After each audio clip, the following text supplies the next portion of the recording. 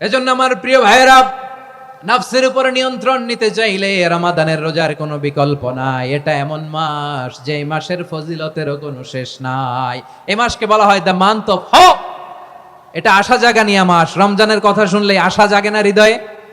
হ্যাঁ, ইদা জা রমাদান ফুতিহাত আবওয়াবুস সামা ওয়া গুল্লিকাত আবওয়াবু জাহান্নাম ওয়া সুফিদাতিশ শায়াতিন। রমাদান আসলে আকাশের দরজাগুলো খুলে দেওয়া হয়, মানে জান্নাতের। জাহান্নামের দরজাগুলোকে লক করে দেওয়া হয়, শয়তানকে চেইন আপ করা হয়। ইবাদত করলে শুধু করতেই মনে চায়। চিল্লায় বলেন না সুবহানাল্লাহ। রমজানে ইবাদতে যেই মজা পাওয়া যায়, সারা বছর অন্য কোনো মাসে এই মজা আপনি পান? আমার চাঁপাইনবাবগঞ্জের ভাইরা আওয়াজ করে বলেন না, রমজানে ইবাদতে যেই মজা অন্য মাসে এটা পান? কারণ রমজানে ইবাদত করলে সওয়াবও বেশি।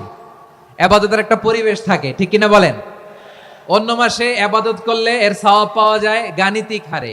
রমজানে ইবাদত করলে সওয়াব বাড়তে থাকে জ্যামিতিক হারে।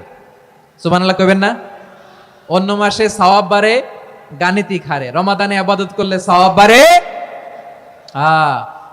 কিভাবে জ্যামিতিক হারে বাড়ে দেখেন। রমাদানে একটা নফল করলে ফরজের সমান সওয়াব, একটা ফরজ করলে 70 থেকে 700 গুণ সওয়াব।